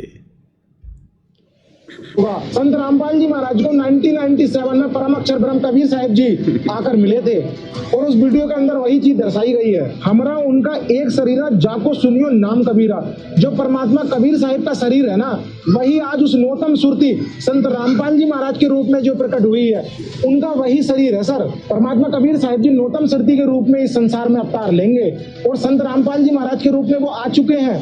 और परमात्मा ने पहले ही बोल दिया था 5 अरूज 500 जब कलयुग बीत जाए, महापुरुष फरमान जगतारन को आए। कबीर साहब ने पहले ही बता दिया था 5505 वर्ष व्यतीत होने पर परमात्मा खुद आएंगे और 1997 में 5505 वर्ष व्यतीत हो चुके हैं। कबीर साहब जी संत रामपाल जी महाराज जी के रूप में इस पृथ्वी पर आ चुके हैं सर।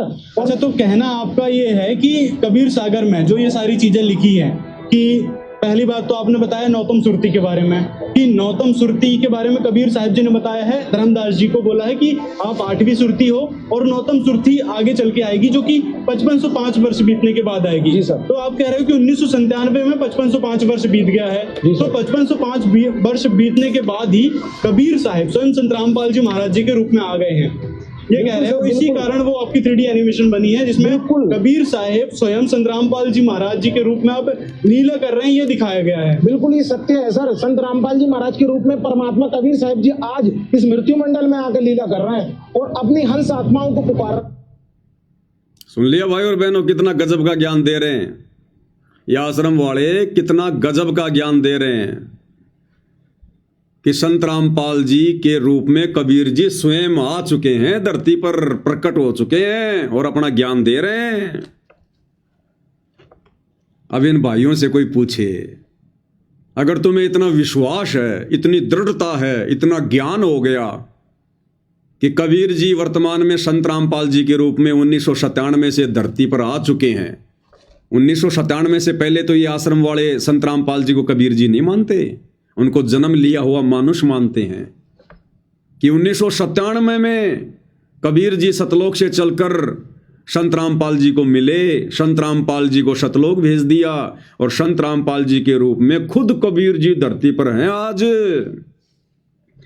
तो भाइयों, अगर इतना विश्वास है, इतनी दृढ़ता है तुम्हें, क्योंकि दृढ़ता उसी को होगी जो दूसरों को समझाएगा। दूसरों को समझाने का मतलब है खुद पूरी तरीके से आश्वस्त है। तो जब तुम्हें इतना पक्का विश्वास है कि वर्तमान में धरती पर संत रामपाल जी नहीं बल्कि संत रामपाल जी के रूप में खुद कबीर भगवान है, अरे तो फिर दोगला आचरण क्यों? फिर उस कबीर की दाढ़ी मूछ वाली नकली फोटो क्यों? फिर जून के महीने में उस नकली फोटो, दाढ़ी मूछ वाले नकली कबीर का प्रकट दिवस क्यों? फिर तुम आश्रम वालों के गले के लॉकेट में वो दाढ़ी मूछ वाले नकली कबीर की फोटो क्यों? फिर तुम सतगुरु रामपाल जी को ही कबीर भगवान मान के उनकी आरती क्यों नहीं उतारते? सतगुरु रामपाल जी को ही कबीर भगवान मान के उनको भोग क्यों नहीं लगाते? एकमात्र दंडवत सतगुरु रामपाल जी को ही क्यों नहीं करते? फिर क्यों तुम गरीबदास जी का बोध दिवस मनाते हो? क्यों जून के महीने में उस नकली फोटो को कबीर मानकर, दाढ़ी मूछ वाली को, उसका प्रकट दिवस मनाते हो? क्यों फिर तुम 8 सितंबर को सतगुरु रामपाल जी को मानुष मानकर, जन्म लिया हुआ मानकर उनका जन्मदिन के बहाने अवतरण दिवस मनाते हो? अगर तुम्हें इतना दृढ़ विश्वास हो गया तो भाइयों और बहनों, केवल सात संगति की वीडियो देख देख कर इन भगत भाई बहनों को इतना तो पता चल गया कि धरती पर संत रामपाल जी के रूप में कबीर जी हैं। लेकिन अब ये मान नहीं पा रहे, हृदय से नहीं मान पा रहे। ज्ञान दे रहे हैं, दूसरों को समझा रहे हैं, लेकिन फिर भी उनको मानुष ही मान रहे हैं। अब जब समय आएगा संत रामपाल जी को भगवान मानने का, उस समय ये फेल हो जाते हैं। तो भाइयों और बहनों, जिस प्रकार से वो गांव वाला भाई, जहां उस गांव का पानी निकाला गया था, अभी आपने वीडियो देखा, जिस प्रकार से वो भाई संत रामपाल जी को भगवान बता रहा है कि भाई मारे कान्नी के तो संत रामपाल जी भगवान आ रहे हैं, हमारी किसी ने मदद नहीं करी, संत रामपाल जी ने मदद की, हमारे लिए तो भगवान है, ये भगवान आ रहे हैं, भगवान है। और जब इंटरव्यू लेने वाले ने कहा कि फिर नाम का क्या विचार है, तो अगर ना तो नाम लिया और ना मैं नाम लेंदा। तो इसी प्रकार ये भाई बहन आश्रम में खड़े होकर वीडियो तो बना रहे हैं कि संत रामपाल जी भगवान हैं, धरती पर आ चुके हैं, और जब आता है जून का महीना फिर कहते हैं संत रामपाल जी भगवान नहीं है, भगवान तो दाढ़ी मूछ वाला कबीर है। तो बताओ फिर उन जगत वालों में और इन सतलोक आश्रम वालों में क्या अंतर है भाई और बहनों? वो जगत वाला फिर भी ठीक है क्योंकि उसको ज्ञान नहीं, इसलिए कह रहा है वो। अरे ये लोग तो ना जाने कब से जुड़े हुए हैं सतगुरु रामपाल जी से, कितने सत्संग सुन लिए इन्होंने, नाम उपदेश ले लिया, इतना सुमरण करते होंगे, सुमरण का भी कोई असर नहीं हो रहा। ये सुमरण तो दिमाग के बंद दरवाजे को खोल देता है, जड़ को हटा देता है, इनकी जड़ अभी तक नहीं हटी है। अब भाई और बहनों, गुरुदेव भगवान ने एक बार सत्संग में बताया कि एक बार मेरे पूज्य गुरुदेव अपने गांव आए हुए थे, तो हमें भी पता चला, तो हम भी चले गए गुरुदेव के दर्शन करने के लिए। और गुरुदेव ने बताया कि हमारे जो गुरुदेव थे वो 14-15 साल की उम्र में ही गांव से चले गए थे साधु संतों के साथ में। उनको उनके जो भाई और भाभी थे वो उनको दुखी किया करते थे, और वो खेतों में, जंगल में, बणी में गाय भैंस लेकर जाते थे उनको चराने के लिए। तो वहीं उनको साधु मिल गए और उन्होंने अपना जो दुख था वो रोया उनके आगे कि महाराज जी, मेरे माता पिता तो हैं नहीं, भाई और भाभी है, वो मुझे टाइम पर खाना भी नहीं देते, और आप तो मेरे को ले चलो, मैं तो बहुत दुखी हो गया। तो उन साधुओं को दया आई और उनके साथ में आदरणीय राम देवानंद जी चल दिए। अब लगभग 80 साल के बाद में दोबारा से वो अपने गांव गए, 80 साल बाद। और गुरुदेव भगवान ने बताया कि पीछे से उनको मरा हुआ जानकर, क्योंकि वो अपने कपड़े निकालकर और कोई जानवर मरा हुआ था उसकी हड्डियां थी उनके ऊपर डाल दिए। तो गांव वालों ने जब उसको ढूंढा तो पता चला कि भाई इसको तो किसी जानवर ने खा लिया। तो ये सोचकर उन हड्डियों को उठा के, जानवरों की हड्डियों को उठा के, और आदरणीय राम देवानंद जी समझकर उनका अंतिम संस्कार कर दिया था बचपन में ही। और उसके बाद से इन पंडितों ने, इन ब्राह्मणों ने श्राद्ध निकलवाने शुरू कर दिए, 5 कपड़े रखवाने शुरू कर दिए 80 साल से। तो जब गुरुदेव भगवान गए उस गांव में, और जब उस गांव वालों को पता चला कि ऐसे ऐसे, क्योंकि उनके बचपन के नाम कुछ और था, तो जब गांव वालों को पता चला कि ऐसे ऐसे जो बचपन में हम लोग सोच रहे थे कि वो मर गया, वो 80 साल बाद गांव में आ रहा है, पूरा गांव देखने आ गया। अब सतगुरु रामपाल जी ने उनकी भाभी से बातचीत की और कहा, उनकी भाभी थी या उनके छोटे भाई की शायद बहू थी, उससे बातचीत करी और कहा कि अब तो इनके श्राद्ध निकालना छोड़ दो, अब तो कम से कम इनके श्राद्ध निकालना छोड़ दो। अब तो ये तुम्हारे सामने खड़े जीवित, ये तो दुनिया का उद्धार कर रहे हैं और तुम इनके श्राद्ध निकाल रहे हो इनको मरा हुआ जानकर। तो अब तो कम से कम इनके श्राद्ध निकालना छोड़ दो, तुम्हारी आंखों के सामने खड़ा है। तो गुरुदेव ने बताया कि उसकी भाभी ने कहा, बोले ना, या तो पुरानी लाग से, इब के छुट्टे से, बोले तो पुरानी परंपरा है, 80 साल से निकालते आ रहे हैं, इब थोड़े छोड़ेंगे, आगे भी निकालेंगे इनके श्राद्ध। बोले तो पुरानी लाग से, इब के छुट्टे से। तो गुरुदेव ने कहा कि फिर बाढ़ में जाओ, आंखों के सामने आदमी खड़ा है और फिर भी इसके श्राद्ध निकाले जा रहे हैं। अब बताओ ऐसे मोतियाबिंद के शिकार को कौन समझाए। तो ठीक यही हालत भाई और बहनों, आदरणीय राम देवानंद जी की भाभी जैसी हालत इन सतलोक आश्रम वालों की हो रही है। खुद ही कह रहे हैं वीडियो बना बना के कि वर्तमान में संत रामपाल जी के रूप में कबीर जी साक्षात धरती पर प्रकट हैं, और उसके बावजूद भी उनको मानुष माना जा रहा है और दाढ़ी मूंछ वाली नकली कबीर की फोटो को ही भगवान मान के और उसके श्राद्ध से निकाले जा रहे हैं, उसके श्राद्ध निकाले जा रहे हैं। जीवित संत को नहीं पूजा जा रहा।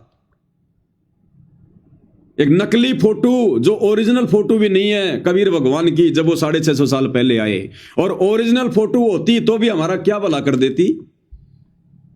हमें तो वक्त गुरु पार करेगा, वक्त गुरु का स्वरूप हमारे पाप कर्मों को नाश करेगा, उनके दर्शन से हमारे पाप कर्म कटेंगे।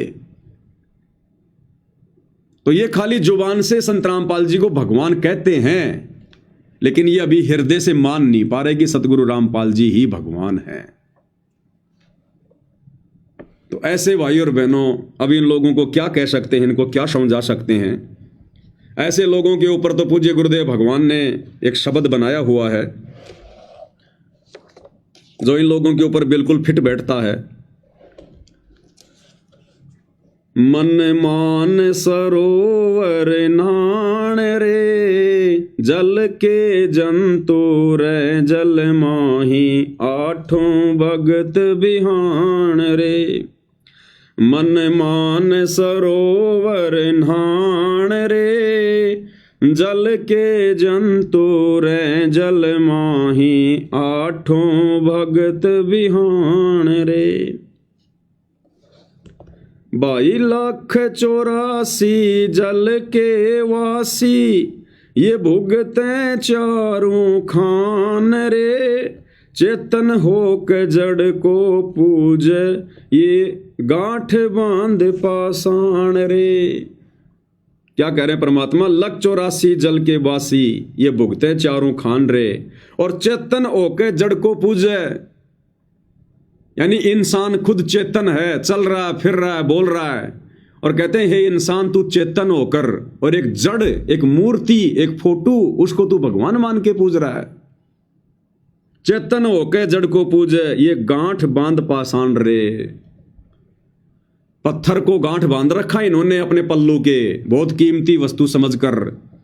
जैसे कोई व्यक्ति हीरे मोती लाल को ना पहचान कर उसको तो साइड में छोड़ दे, और एक जो है पत्थर को अपने पल्लू के गांठ बांध रखा है, ओहो बड़ी कीमती चीज है ये।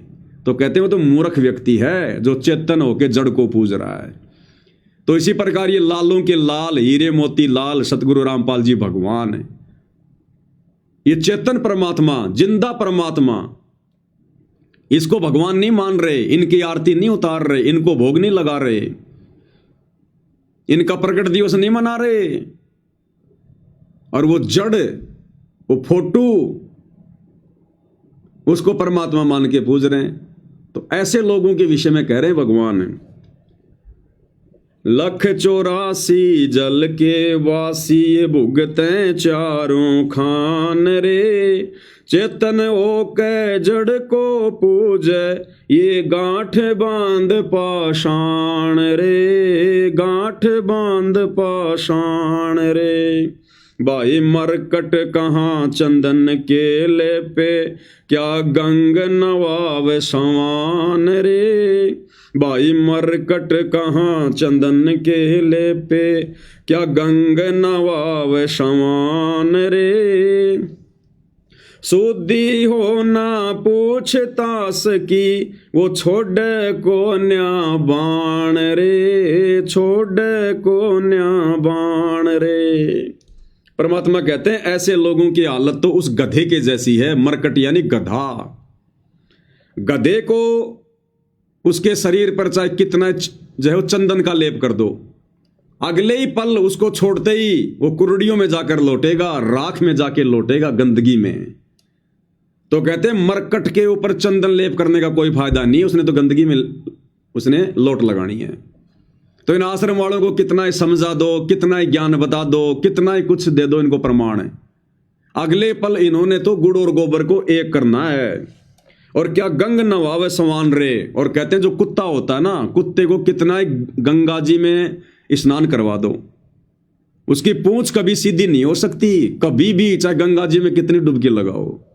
तो जो ज्ञानहीन प्राणी होते हैं, जिनके पिछले जन्मों के संस्कार मजबूत नहीं होते हैं भाई और बहनों, उनको कितने प्रमाण दे दो, कितने वीडियो बना दो कि गुरुदेव भगवान स्वयं परमात्मा है, परमेश्वर हैं, कबीर जी हैं, मान जाओ, लेकिन उनकी पूंछ कभी भी सीधी होने वाली नहीं है।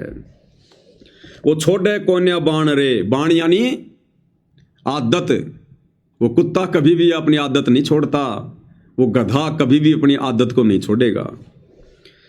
भाई 12 कोट जहां जम किंकर, बड़े बड़े दैत्य हवान रे। 12 कोट जहां जम किंकर, बड़े बड़े दैत्य हवान रे। धर्मराय के दरगाह माही, हो रही खेचा ताण रे, हो रही खेचा ताण रे। भाई 184 कठिन 83, तू वचन हमारा मान रे। 184 कठिन 83, तू वचन हमारा मान रे। जैसे लो तार जंती में, तेरे ऐसे खिंचे प्राण रे, ऐसे खिंचे प्राण रे। फिर क्या होता है ऐसी आत्माओं के साथ में? देखो, ये जगत और भगत दोनों के लिए है ये संदेशा। जगत वाले जो शास्त्र विरुद्ध साधना करते हैं, जो इन पत्थरों की पूजा करते हैं और परमात्मा को नहीं पहचानते, साधु संतों की शरण में नहीं आते, और संतों के शरण में आने के बाद, जैसे सतगुरु रामपाल जी की शरण में आने के बाद, तत्व ज्ञान लेने के बाद भी जो उन पत्थरों की पूजा करते हैं, पत्थरों को ही भगवान मानते हैं, ये फोटो और पत्थर, इसमें कोई अंतर नहीं है भाई और बहनों। जिस समय ये शब्द जो बनाया गया है आदरणीय गरीबदास जी के द्वारा, उस समय भाई और बहनों ये डिजिटल मीडिया नहीं था, ये प्रिंट वगैरह निकालने की सुविधा नहीं थी, ये फोटो वगैरह नहीं बनती थी देवी देवताओं की। उस समय ये मूर्तियां बनती थी पत्थर की। इसलिए गरीबदास जी ने जो है वो जड़ नाम दिया उसको, कि भाई वो मूर्तियां पूजते हैं। अब वर्तमान में कलयुग की पिछली पीढ़ी है, सोशल मीडिया है, वैज्ञानिक युग है। अब वर्तमान में उन देवी देवताओं की फोटोओं को जो है वो कागज के ऊपर प्रिंट कर दिया। तो चाहे वो पत्थर की मूर्ति पूजो और चाहे जो है वो कबीर जी की फोटो बना के पूजो, वो जड़ को पूजना है, जड़ को पूजना। इसलिए परमात्मा कह रहे हैं फिर उन प्राणियों के साथ में आने वाले समय में फिर क्या बनेगी, जो जड़ की पूजा कर रहे हैं, जो पत्थरों की पूजा कर रहे हैं, जो मुर्दों की पूजा कर रहे हैं। 12 कोट जम किंकर, जहां बड़े बड़े दैत्य हवान रे, और धर्म राय की दरगाह माई हो रही खेचा तान रे। फिर ये होगा उनके साथ में वहां पर, क्योंकि मोक्ष तो फिर हो नहीं पाएगा ना। कितनी भक्ति कर लो, कितना ही दान कर लो, कितना ही कुछ कर लो, जब तक गुरु को हृदय से परमात्मा मानकर और परमात्मा वाली भक्ति क्रिया जब तक उनके साथ नहीं करोगे उनको प्रसन्न करने के लिए, तब तक भाई धर्मराय की दरगाह में इसी प्रकार से खेचातानी होती रहेगी। भाई लख 84 कठिन 83 तू वचन हमारा मान रहे। परमात्मा कह रहे मेरी बात को सत्य मान ले, नहीं तो लख 84 में जाएगा और फिर बहुत ज्यादा वहां पे जो है वो तुझे वो परेशानियों का सामना करना पड़ेगा। 83 यानी कष्ट। जैसे लो तार जंती में तेरे ऐसे खिंचे प्राण रे। जैसे लोहे को मशीन में डाल के और उसके बारीक बारीक जो तार बनाए जाते हैं उसको छिला जाता है, तो गोल गोल गोल गोल वो स्प्रिंग जैसा उसकी जो खाल होती है लोहे की, ऊपर की जो होती है परत, वो ऐसे जमा होती रहती है, उसको कहते हैं जंती। जैसे लो तार जंती में तेरे ऐसे खिंचे प्राण में। वो धर्मराय की दरगाह में यम के दूत गुरु को मानुष मानकर भक्ति करने वालों की फिर इस प्रकार से वो खाल उतारते हैं खींच खींच के, ऐसे उनको वो कष्ट देते हैं। भाई लख 84 मेट देते हैं शब्द हमारा मान रे। लख 84 मेट देते हैं तू शब्द हमारा मान रे।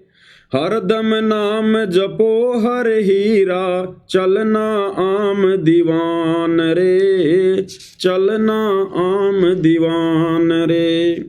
स्वर्ग रसातल ये लोक कुशातल, रचे जमी आसमान रे। स्वर्ग रसातल ये लोक कुशातल, रचे जमी आसमान रे। 14 तपक किए पल माही, ये सरज शशि और भान रे। सिरज शशि और भान रे। भाई निर्गुण नूर जहूर जुहारम, निरख परख परवान रे। निर्गुण नूर जहूर जुहारम, निरख परख परवान रे। गरीबदास निज नाम निरंतर, सतगुरुदेव दान रे, सतगुरुदेव दान रे। मन मान सरोवर नाण रे, जल के जंतु रे जल माही। आठों भगत बिहान रे, आठों भगत बिहान रे। तो ये हाल है भाई और बहनों इन लोगों का। अब परमात्मा ने तो समझाने में अपने सत्संगों में भाई और बहनों कोई कसर नहीं छोड़ी। हिसार जेल में बैठकर भी गुरुदेव भगवान ने विशेष संदेश इतने प्यार से इतने अच्छे से खुलासा किया। गुरुदेव ने अपने विषय में भी खूब गुरुदेव भगवान ने संकेत कर दिए कि इस दास को पहचान लो, ये दास कौन है, नहीं तो ये काल तुम्हें खाएगा। तो इसी प्रकार भाई और बहनों जो रजा आज वर्तमान में हम सत्सेवक भाई बहनों पर हुई है वो अनमोल है। छप्पर फाड़, छप्पर फाड़। अब आज दास सोशल मीडिया पर देख रहा था, सतलोक आश्रमों से जुड़े किसी भगत ने एक पोस्ट की है और उस पोस्ट में उसने क्या बताया है कि भाई हिसार जेल से गुरुदेव भगवान का आदेश आया है और गुरुदेव भगवान ने संगत को क्या आदेश दिया है। ये कोई स्पिरिचुअल लीडर संत रामपाल जी ग्रुप है, गुरु जी का आदेश है। गुरुजी ने धनाना धाम में साफ साफ कहा है। साफ साफ कहने का मतलब बिल्कुल कड़े कड़े शब्दों में गुरुजी ने धनाना धाम में साफ साफ कहा है कि सत्संग और आरती के समय पर ऐसी कोई भी सेवा ना करो जिससे सत्संग में बाधा आए, चाहे वो वीडियो की एडिटिंग हो या हेडफोन वाली कोई सेवा हो। सत्संग और आरती के बीच में बातचीत करने वाला भी दोषी होता है। सत्संग और आरती तो एकदम एकाग्र चित्त से करनी चाहिए, और अगर बीच में कोई सेवा काम भी करो तो ऐसा करो जिसमें पूरा ध्यान या फिर अधिक से अधिक ध्यान सत्संग में लगा रहे और वो सेवा भी होती रहे।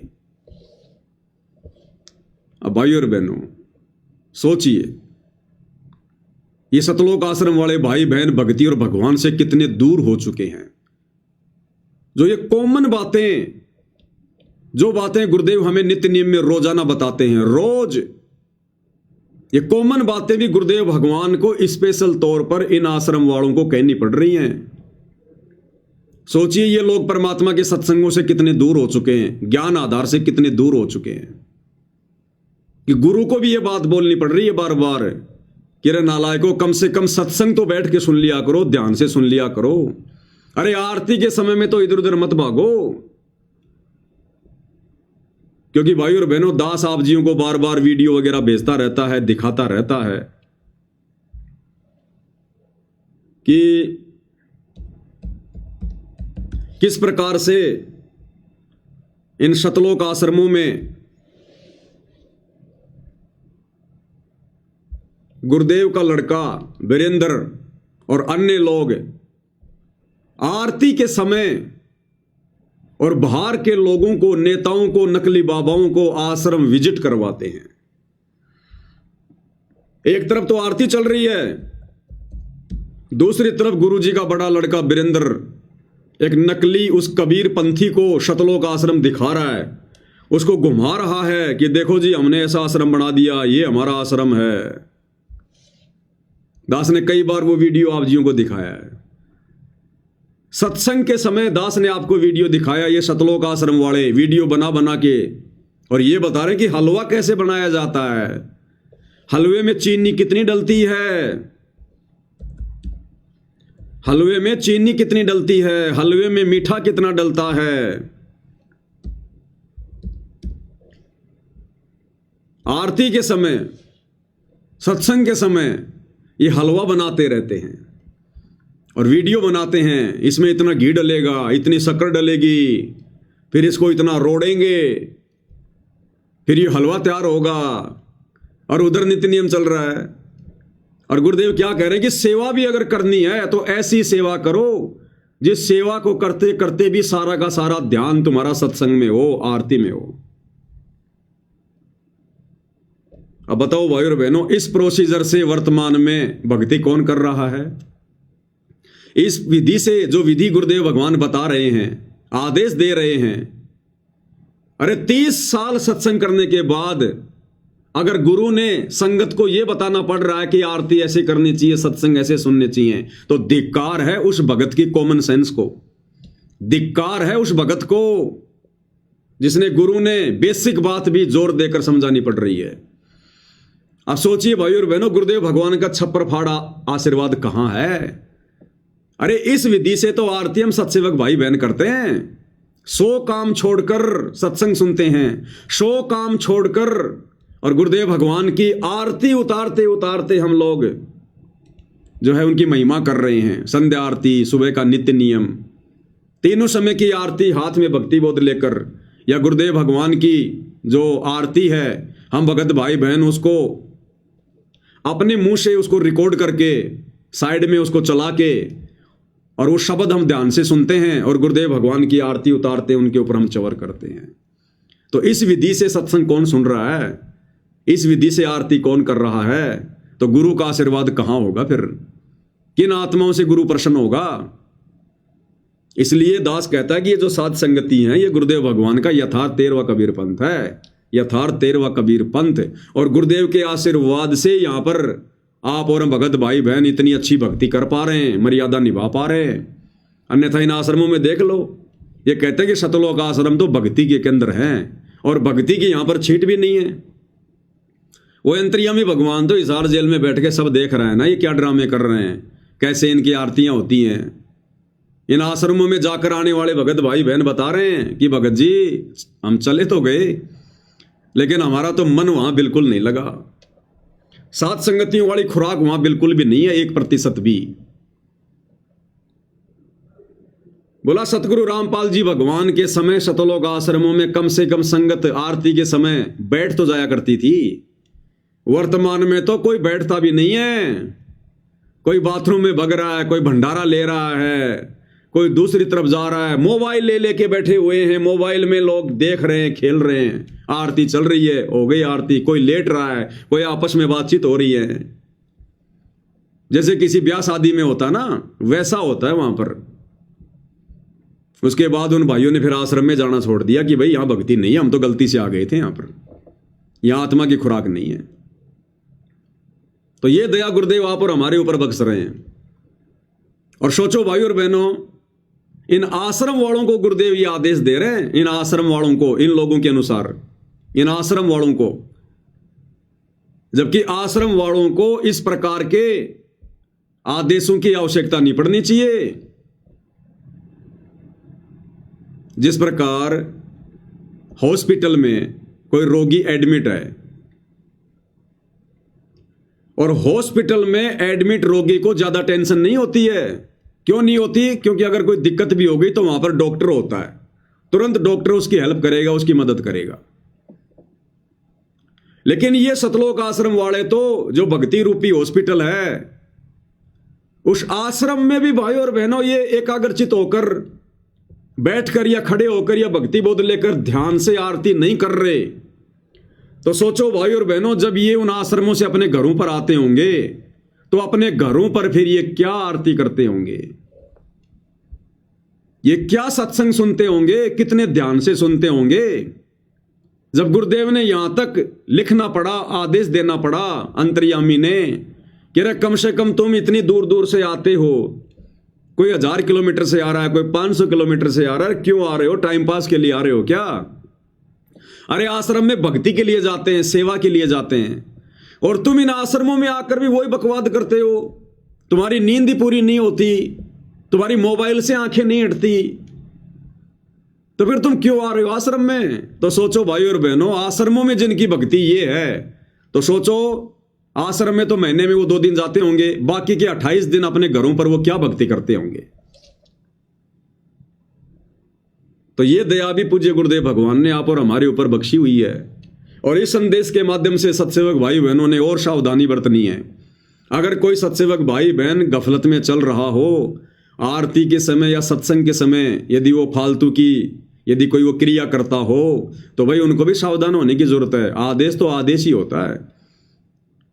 मैं इस लिखे हुए पैराग्राफ को आदेश इसलिए बता रहा हूं, मुझे नहीं पता ये गुरुदेव का आदेश है या नहीं है।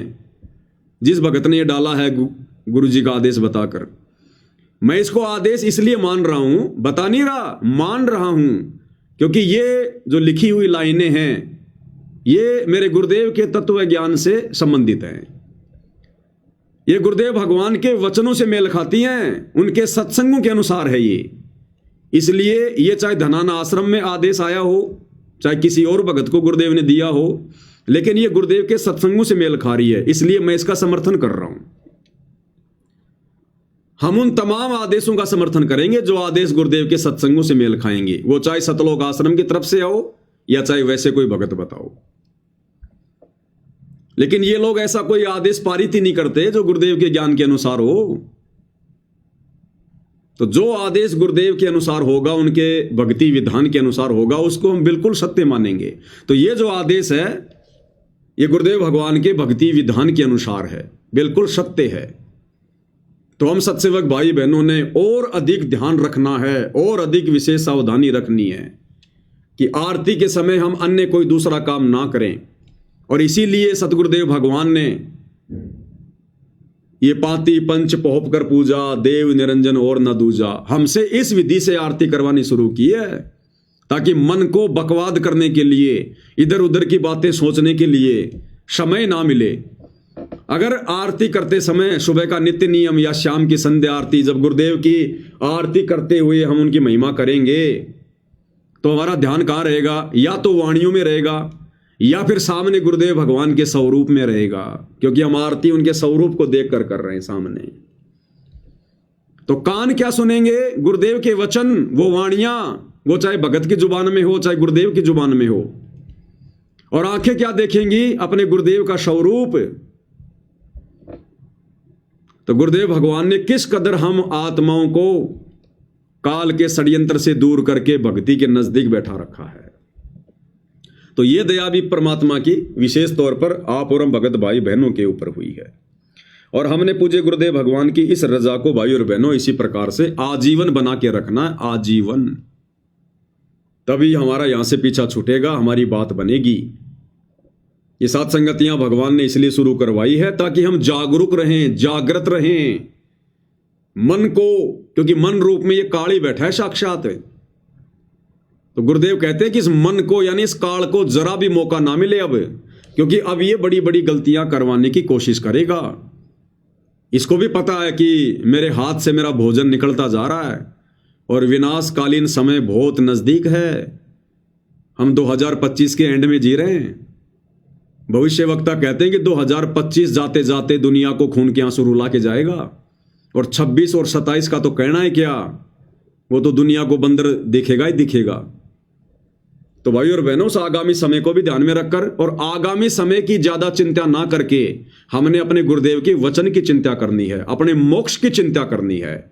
जो होना है वो तो होके रहेगा, लेकिन हमने यदि अपने गुरु के वचन को तोड़ दिया और यदि हम पार नहीं हुए तो फिर हमारे साथ में फिर असंख्य जन्मों में असंख्य बार होगा फिर ऐसे विनाशकारी समय, ऐसी प्रलय, ऐसे दुख तकलीफें हमने अनंत बार फिर भोगनी पड़ेंगी। और यदि वर्तमान में गुरुदेव के वचन पर रहे, मर्यादा में रहे, सात संगति से जुड़े रहे, गुरु को परमेश्वर मानकर भक्ति पर लगे रहे, तो ये वर्तमान समय की जो समस्या है, जो पूरे विश्व को दिखाई दे रही है कि आने वाले समय में क्या होने वाला है, 2028 युग परिवर्तन, आने वाले 2.5-3 वर्षों में क्या होगा, परमेश्वर हमारे ऊपर इस आपदा को भी नहीं आने देंगे। इन आपत्तियों से भी गुरुदेव हमारी रक्षा करेंगे, सुरक्षा करेंगे, हमारे परिवार की रक्षा करेंगे, हमारी संपत्ति की रक्षा करेंगे। कह रखा गुरुदेव ने कि मर्यादित भगत की तो संपत्ति की भी परमात्मा रक्षा करेगा। तो आने वाले समय में ये देश और दुनिया जिस बुरे दौर से गुजरने वाली है, उस दौर में गुरुदेव हमें अपनी पलकों पर रखेंगे, पलकों पर। गुरुदेव एक सत्संग में बताते हैं कि काल ने परमात्मा का मजाक उड़ाते कहा कि ठीक है, आज तो तूने इनको नाम दे दिया, ज्ञान दे दिया, और जो मर्यादा में रहेगा आप उनके साथ हो, लेकिन फिर क्या होगा जब वो प्रलय का समय आएगा, जब वो विनाशकालीन समय आएगा। तो काल ने कहा कि धर अंबर सब जाएंगे और विनसेंगे कैलाश, एकम एका होवेगा तब कहां रहेंगे तेरे दास। तो परमात्मा ने कहा कि धर अंबर सब जान दे और विनसन दे कैलाश, और एकम एकम होण दे मेरे आश्रय रहेंगे मेरे दास। कि आज जो ये भक्ति कर रहे हैं, जो धर्म कर्म कर रहे हैं ना, इस भक्ति और धर्म कर्म के सहारे इन आत्माओं को मैं अपनी हथेलियों पे रखूंगा, अपने हाथों पर। जैसे पानी के ऊपर जहाज रहता है ना, वो डूबता नहीं, ऐसे तेरे उस विनाशकारी समय में मैं अपनी आत्माओं को ऐसे रखूंगा, उन पर कोई आंच नहीं आने दूंगा। तो ये परमेश्वर के वचन हैं, शाश्वत सत्य हैं, लेकिन ये शाश्वत सत्य वचन उन्हीं आत्माओं पर लागू होंगे जो आत्माएं वर्तमान में गुरुदेव की हर प्रकार से मर्यादाओं में रहकर भक्ति करेंगी, उनके विधान में रहकर जो भक्ति करेंगे, उन्हीं के ऊपर लागू होगा। भाई डॉक्टर का इलाज, डॉक्टर का ऑपरेशन उसी आत्मा पर सफल होगा जो आत्मा, जो व्यक्ति डॉक्टर के द्वारा बताई गई सावधानियों में रहकर, उन परहेज को निभाकर जो अपना ट्रीटमेंट करवाएगा, गोली दवाई खाएगा। तो इसी प्रकार भक्ति मार्ग में गुरुदेव भगवान ने हमें जो विधान बता दिया, जो नियम और मर्यादाएं बता दी हैं, गुरु वचन बता दिया है, हम उसमें रहकर भक्ति करेंगे तो परमेश्वर की जो रजा है, जो आशीर्वाद है, वो हमारे ऊपर बना रहेगा। इसलिए हमने मर्यादित भक्ति और हर प्रकार से गुरुदेव को प्रसन्न करने वाले तरीके और नेक नीति, ईमानदारी से अपना जीवन यापन, और एकमात्र टारगेट हमारा सतलोक। तो इस विधि से भाई और बहनों परमेश्वर हमारे ऊपर दया बख्शेंगे। तो आज की सतगुरु महिमा में केवल इतना ही। परमेश्वर हम सभी को आशीर्वाद दें, अपना आशीर्वाद हमारे ऊपर बनाकर रखें। तब तक के लिए सात संगति को विराम देते हैं। बंदी छोड़ सतगुरु रामपाल जी परमेश्वर जी की जय हो।